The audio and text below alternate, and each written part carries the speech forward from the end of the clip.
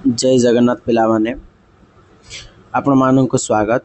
आज आम class 6 social science रो chapter 4 इतिहास रो समय सीमा एवं तार उत्स को सहज भाव में पढ़ा। तो भिडियो को शेष पर्यंत देखते पिलामाने। तो कौन कही पिलामाने तो देखि नबा इतिहास रो समय सीमा एवं उत्स। इतिहास क्या कह जाए तो इतिहास होची अतीतर घटना एवं लोकमानकर जीवन और समाज विषय अध्ययन एवं इतिहास आमको गतकालीर कथा जनाए वर्तमान को बुझबार साहाय्य करे। तो कौन कहूँ पिलामाने जे इतिहास साहाय्य आम अतीत जो घटना गुड़िक घटी जाइए से घटना गुड़िक आम ठीक से जानीपर एवं लोक मान जीवन में कौन कौन घटी से विषय जिते अध्ययन करवा तेबे गत कालीर कथा जितेबाला आम जानीपर वर्तमान को आम ठीक से बुझीपर। तेणु इतिहास क्या कहवा बोले इतिहास होची अतीत घटी जाइथिबा घटनावलीर निरवच्छिन्न अग्रगति को आम इतिहास बोलिकी कहिथाउ।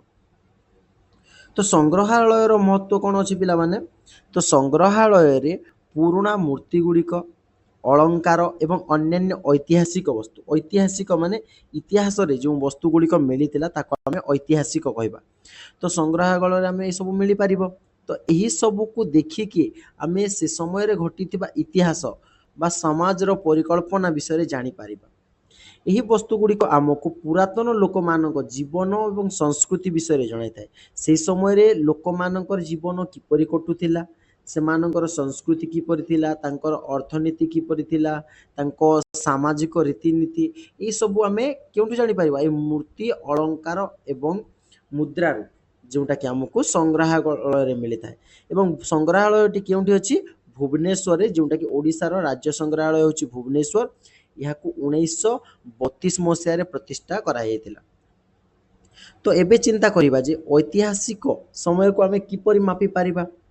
तो आमे वर्ष दशक शताब्दी एवं सहस्राब्द द्वारा आमे ऐतिहासिक समय को आमे मापी पारिबा। इतिहास को बुझिबारे विभिन्न उत्स आमको किपरि साहाय्य करूची पिले इतिहास को जदि आमे बुझिबा को चाहूचु तेबे शिलालेख मुद्रा पुस्तक मूर्ति यही सब गुड़िक आमको कौन साहाय्य करुच्ची से समय रीतिनीति समाज चालीचलन विषय आम सब को देखिकी अनुमान लगे पार। तेणु अतीत विषय आमको कौन बहुत सारा सूचना मिल पार ये सब पदार्थ।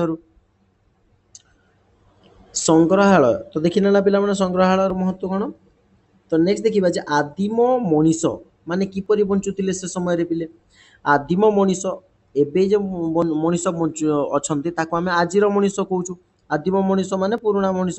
तो से माने गुंफारे रोहुतिले शिकार करुतिले एवं फलमूल संग्रह करी निजर जीवन जीविका यापन करुतिले।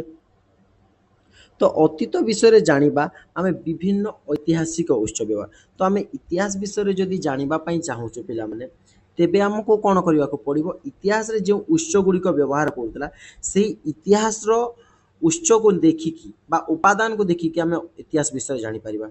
जमीती कि आम पुराना मुद्रा जदि पुराना मुद्रा देखिल पिला माने पुराना मुद्रा आम कौन जानीपर से समय किए राजा थिला राजत्व किपरि चलुला से समय सामाजिक व्यवस्था किपरि थिला सामाजिक व्यवस्था से समय क्यों देवादेवी को पूजा करुले देवादेवी विषय जानीपर। कारण कौन होता से समय राजा राणी फोटो कि कौन देवादेवी फोटो गुड़िक रोला से फोटो गुड़िक आम क्यों धर्म ग्रहण करुले। शिलालेखर आम कौन जाना शिलालेख लिखुले जे राजा मानकर सामाजिक स्थिति किपरि थिला राजा विषय वर्णना कराउला से समय अर्थनीति किपरि थिला अर्थनीति विषय आम जानीपर।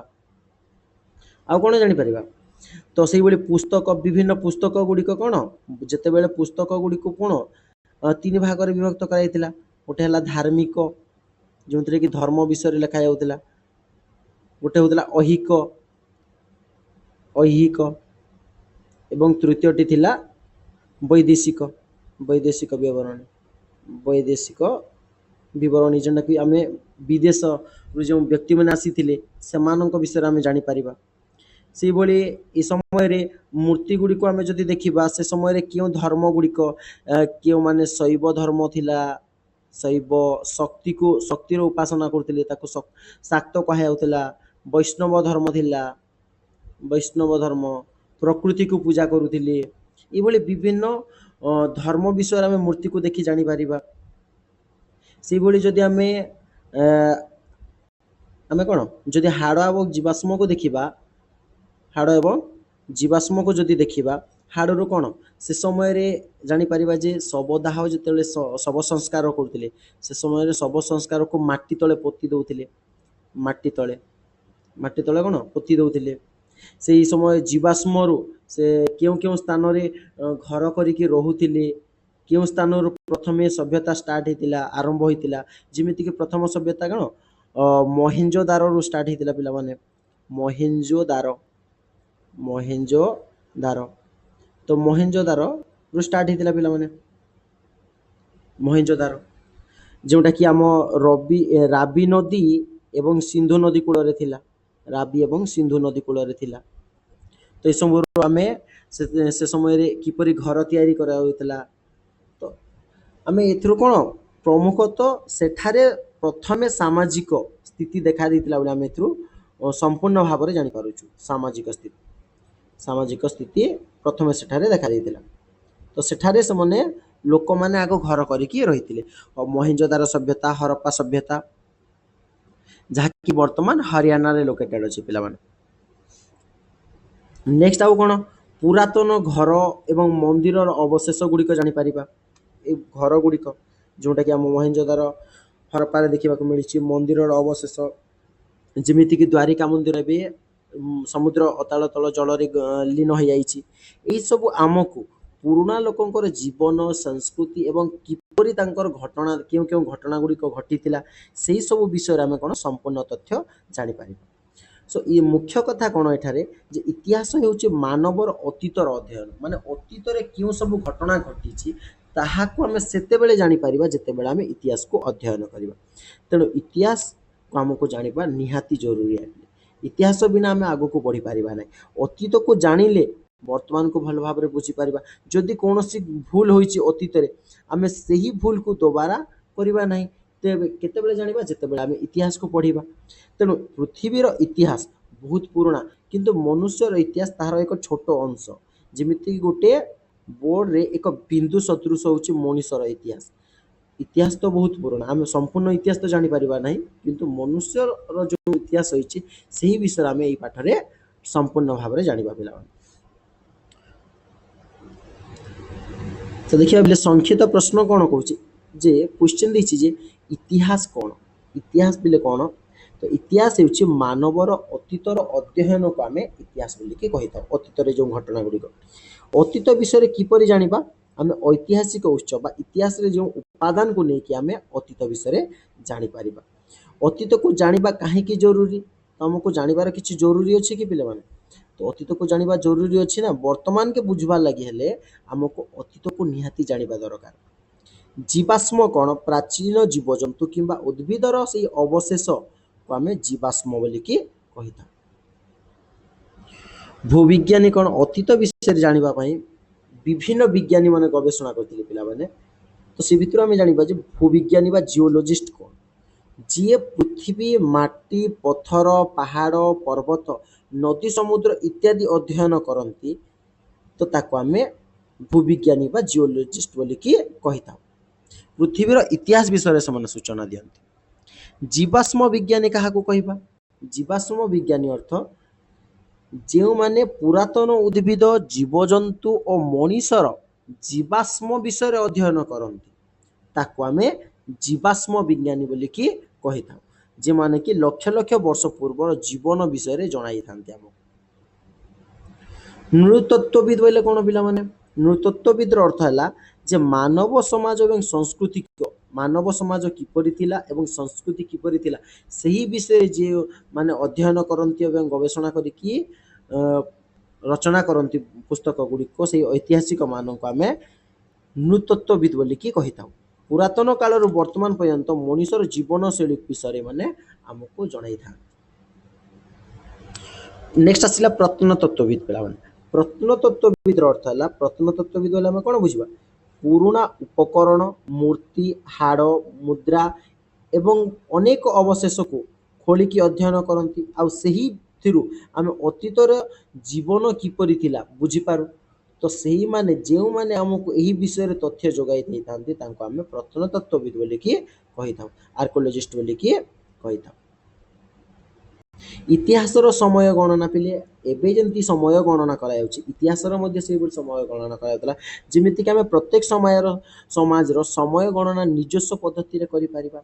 वर्तमान जो सारा विश्व रे व्यवहार होची कैलेंडर टी, से कैलेंडर को ग्रेगोरियन कैलेंडर बोली कि कहा जाउची, जोटा कि हम वर्तमान भी व्यवहार होची। एथिरे आमे हिंदू, मुसलमान, यहूदी एवं चाइनीज कैलेंडर मध्य पर्वपर्वाणी विशेष दिन गणना व्यवहृत होइतिला। सो एबे बुझी नबा पिला माने ग्रेगोरियन कैलेंडर कहिले कोन। तो ग्रेगोरियन कैलेंडर माने एई भली कैलेंडर एक वर्तमान जोटा कि सारा विश्व रे चालुची। एथिरे 12 मास 365 दिन एक वर्ष रे होइताय एवं 4 वर्ष रे थरे अधिवर्ष जाको हम लीप ईयर कहिताउ एवं सेथिरे 366 दिन थाए। शताब्दी वर्ष जेपरि कि 1700 1800 1900 शताब्दी केवल आमे जदि 400 द्वारा विभाज्य करिबा, तो जेतेबेले भी मन रखितो पिला माने जेकोनोसे संख्या को जदि आमे 4 द्वारा विभाज्य करूछ और विभाज्य फल शून्य बाहर, जेपरि कि 2000 को आमे 4 रे डिवाइड करबा जदि केते बाहरिबो, 4 रे डिवाइड कले 4 पंचा 20 4 0 0 4 0 0 शेषर कोन भागशेष 0 बाहरिबो। जदि भागशेष 0 बाहरिला सेही संख्याटी अधिवर्ष बोली कि आमे जानिबा पिले सेही मसियाटी अधिवर्ष। एबे जानिबा जे पिले एडी आउ सी रो मतलब कोन। एडी रो अर्थ हला एनोडेमिनी, जहा कि जीशु ख्रीष्टंकर जन्म, जीशु ख्रीष्टंकर जन्म को शून बोली के धरा जाय पिला। तो जन्मर परवर्ती समय को आमे एडी बा सी भाव रे सूची पारबा। सीडी रो अर्थ हला कॉमन एरा, साधारण जुग। जेमिति कि 1947 एडी राम भारत स्वाधीन हेतिला, यानी जीशु ख्रीष्टंकर जन्म परे भारत स्वाधीन हला। किंतु बीसी रो अर्थ काना बिफोर ख्रीष्ट। तो जे देखिबा जेतेबेले जीशु ख्रीष्टंकर जन्म होई नथिला बिफोर ख्रीष्ट, जन्म पूर्व जीशु ख्रीष्टंकर जन्म को शून्य नेला। तो शून्य रो परे आसिला जो समय ताको आमे ख्रीष्टाब्द बा एडी कहिताउ, जाको एडी रो अर्थ हला ख्रीष्टाब्द। आ जीशु ख्रीष्टंकर जन्म पूर्व जो समय घटितला ताको आमे बीसी बा ख्रीष्टपूर्व कहिताउ, जाको आमे साधारण जुगर पूर्व बिफोर कॉमन इरा बोली के कहिताउ। जेमिति कि 560 बीसीई, तो 560 बीसी रे कोन के जन्म होइतिले, गौतम बुद्ध जन्म होइतिले। जदि आमे ग्रेगोरियन कैलेंडर देखुछु एतारे शून्य वर्ष हुए नाही, तेणु बीसी रु सी मध्य रे गणना करबा को हेबो। एवं बीसी रु सहित सी मिसै कि आमे जदि 1 माइनस कर दबा तेबे आमे से समय विषय जानि परिबा। जिमिति कि गौतम बुद्ध जन्म हबार केते वर्ष हो गेलानी बिले, गौतम बुद्ध जन्म होइतिले 560 बीसी रे। तो वर्तमान एबे चलीची 2026। जदि हमें 560 रे 2026 मिसै के 1 माइनस कर दमा तो केते गेला 2585। एई संख्याटी एते वर्ष हो गेलानी गौतम बुद्धकर जन्म हेबा को 2585 वर्ष। तो अर्थात गौतम बुद्ध प्राय 2585 वर्ष पूर्व जन्म ग्रहण करथिले। एबे जदि हमें देखिबा पिले टाइमलाइन विषय समय सीमा कि परिथिला, तो समय सीमा देखिबा। समय रेखा हेउची एक सरल रेखा जेउथिरे कि ऐतिहासिक मानकर घटना सेमानकर घटिथिबा क्रम अनुसार ताको आमे वर्णन करि परिबा। ए होचे समय टाइमलाइन जिंदगी। ए भलिया आमे देखिथिबो गार धरा जो इटे शून्य जदि नेला एपटे ए भले संख्या नै परिबा, संख्या रेखा बोली। और टाइमलाइन अनुसार आमे कोन करिबा, जीशु ख्रीष्टंकर परे केउ सब घटना हेतिला, जीशु ख्रीष्टंकर जन्म पूर्व केउ घटना हेतिला, एपटा आमे ख्रीष्टाब्द कहि दाउ बिले। ख्रीष्टाब्द एपटा होचे ख्रीष्टपूर्व, एपटा हेला ख्रीष्टपूर्व। तो बुद्ध का जन्म 560 बीसी रही, आउ जीशु ख्रीष्टंकर जन्म 1 सी कहि परिबा। एहा द्वारा केउ घटना आगरे एवं केउ घटना परे होइछि ताहा जानि परिबा आमे टाइमलाइन। तो जदि आमे शताब्दी पिले देखिबा, शताब्दी कोन, तो 100 वर्ष को 1 शताब्दी हुए पिले। 10 वर्ष को जेपरि 1 दशंधि हुए, 1 दशंधि होउछि से बळे 100 शताब्दी को 100 वर्ष को 1 शताब्दी हुए। 1 शताब्दी केनु चलबा 1 रु 100, 2 शताब्दी 101 रु 200, बळे 21 शताब्दी जोटा कि 2001 रु 2100 मध्य रे चालुछि। तो एथिरो आमे जानि परिबा जे वर्तमान आमे 21तम शताब्दी रे अछु। एबे जदि आमे सहस्राब्द विषय आलोचना करबा पिला माने सहस्राब्द तो सहस्राब्द यानी हजार वर्ष को एक सहस्राब्द आ इतिहास रे हजार वर्ष अवधि को सहस्राब्द बोली कि आमे कहिता।